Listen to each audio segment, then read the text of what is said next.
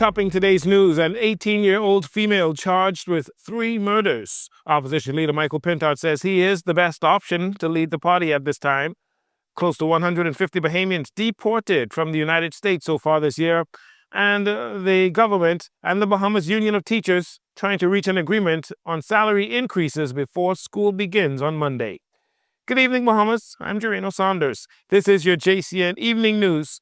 It's a wonderful pleasure to have you joining us once again.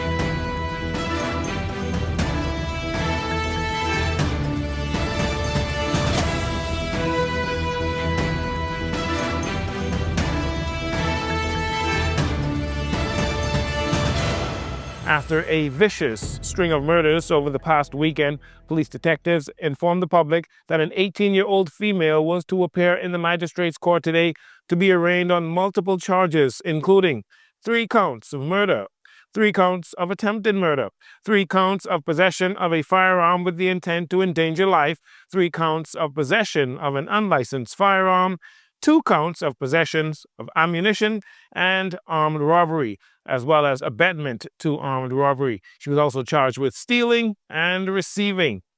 The charges stem from 3 separate shooting incidents and an armed robbery that occurred on Friday, the 21st of August, and on Saturday, the 22nd of August. The first shooting occurred in the area of Soldier Road and Blue Hill Road, resulting in the death of a 51-year-old male. The second shooting occurred in the area of Joe Farrington Road, resulting in the death of a 52-year-old man.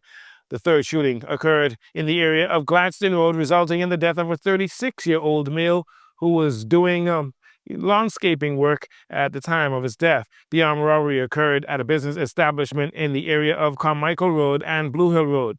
Police are still searching for 3 males who shot at the police and escaped capture in the Pride Estates area on Saturday following the murder on Gladstone Road when the 18-year-old female was captured. They found her hiding beneath a bus.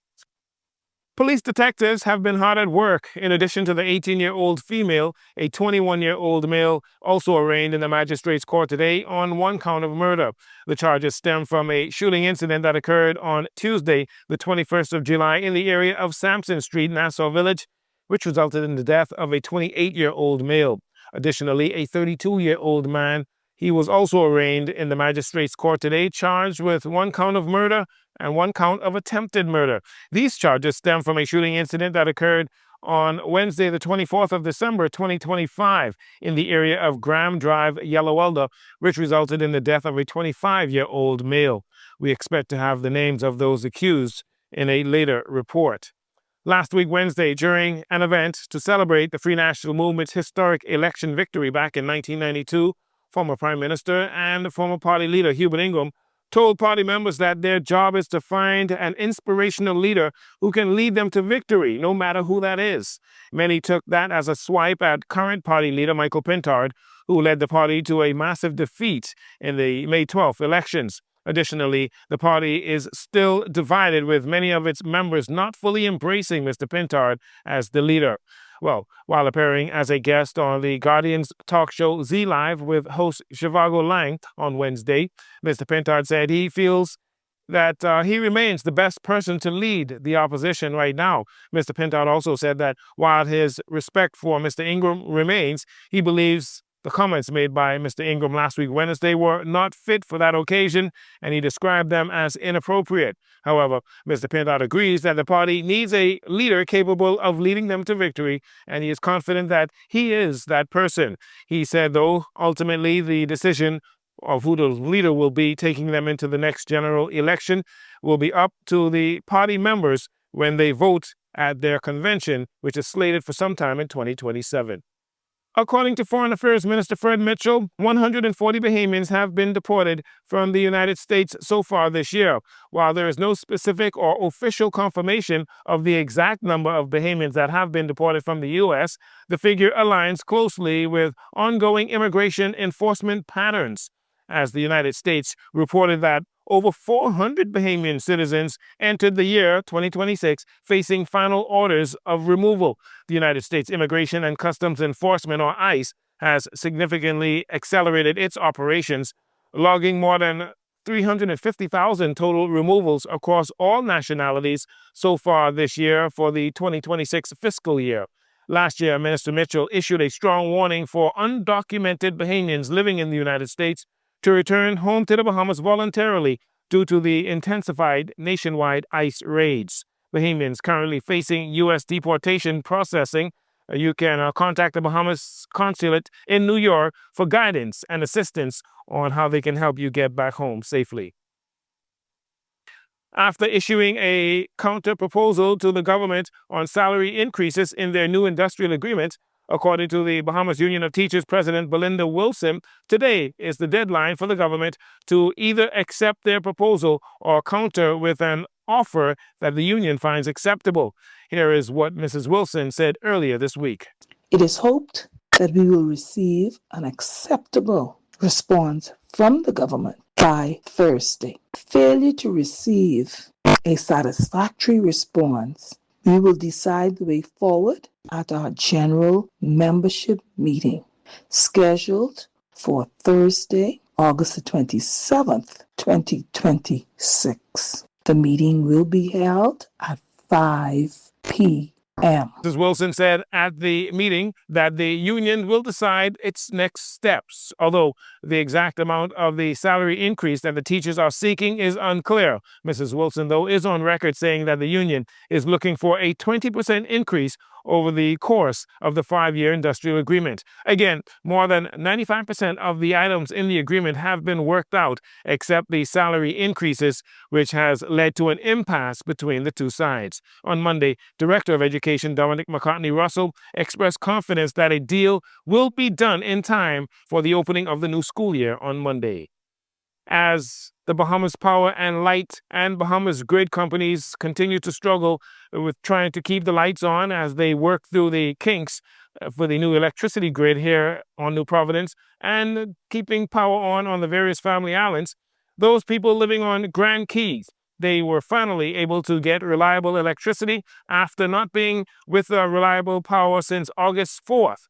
Bahamas Power and Light releasing a statement saying that power was fully restored on Wednesday evening around 8 p.m. BPL says it is now working on a long-term solution aimed at increasing capacity, providing backup generation, and improving overall reliability on the key. Bahamas Power and Light says it will also meet with residents regarding claims over damaged appliances.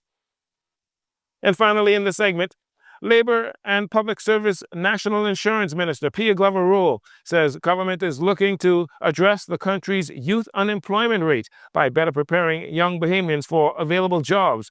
While the country's overall unemployment rate remains in the single digits, Glover-Rule says the youth unemployment rate stands at about 19%, with a skills mismatch continuing to be the trouble. We are in the single digits, and we are very happy about that. But our youth unemployment is at 19%, as would have been noted in our last statistics. We don't like that, but we have to analyze it and find out why. We're finding out that it's basically a skills mismatch. And what a perfect opportunity. Our Deputy Prime Minister and Minister of Education recently spoke about a technical and vocational diploma.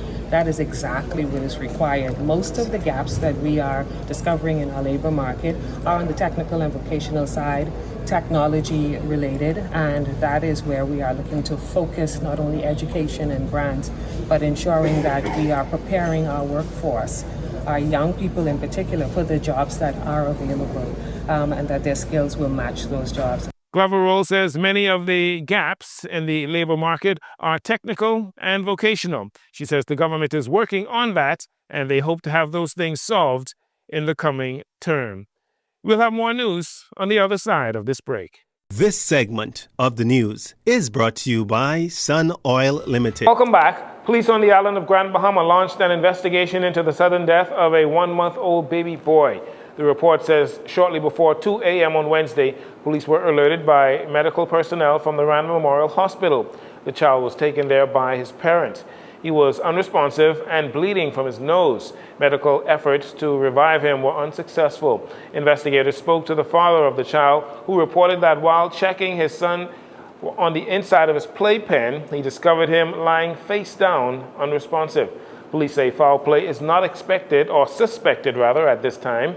However, an autopsy will be performed to assist in determining the exact cause of death.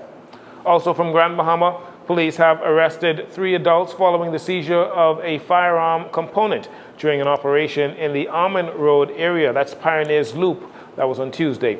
According to the initial report, shortly after 2 a.m., officers assisted by the K-9 unit acting on intelligence executed a search warrant on a residence on Almond Road where they discovered a suitcase in one of the bedrooms containing 1 firearm magazine. As a result of that discovery, 2 males ages 38 and 23 along with a 48-year-old female were arrested. More details from that police-involved shooting on Monday morning in the area of Palm Beach Street and Cotto Avenue that left a 35-year-old man hospitalized. Police say shortly after 4 a.m., officers on patrol on East Street observed a silver Nissan Note traveling south on East Street from Palm Tree Avenue at a high rate of speed, prompting the officers to pursue the vehicle. However, the driver refused to stop and fired a single gunshot at the officers while traveling along Spence Street before colliding with a gold Chevrolet Equinox that was parked on the side of the street. The suspect exited the vehicle and fled on foot. During the pursuit, the male reached into his pockets and turned towards the officers, who became fearful for their life and discharged their service weapons, striking the suspect in the right thigh. At last report, the male was in hospital, listed in stable condition. None of the officers were injured, and no firearm was recovered at the scene. Further investigations revealed that the Nissan Note being driven by the suspect was recently reported stolen. The investigation remains ongoing. Today, a lucky family in the Ridgeland Park community received the keys to their new home after a fire had ravaged their family dwelling several years ago, causing the 8 members of that family to find alternative housing. The Member of Parliament for the area, Glenys Hannah Martin, worked with the Ministry of Housing and Land Reform to have the new home constructed. Hannah Martin and Minister for Housing, Keith Bell, were both in attendance along with members of the family and the community. The key handover ceremony was held under the auspices of Lady Anne-Marie Davis, wife of the Prime Minister. And finally, the British High Commissioner to the Bahamas, Her Excellency Smita Rossetti, paid a courtesy call on the Minister for Tourism, Glenys Hannah Martin, at the ministry's headquarters on Wednesday. Randy Roll, Parliamentary Secretary in the Ministry of Tourism, Lorraine Ambrister, Permanent Secretary, and Amber Arana, Communications Officer, were also in attendance at the courtesy call. Rossetti assumed office in August of 2025. The two sides discussed a number of issues on mutual benefits. The role of the British High Commissioner is to strengthen diplomatic relations, trade, education, security, and cultural exchange between the United Kingdom and the Bahamas. Photos here, courtesy of Kemuel Stubbs, Bahamas Information Services. That'll do it for your JCN Evening News. Once again, I'm Jorino Saunders. Thank you so much for joining us. This segment of the news has been brought to you by Sun Oil Limited.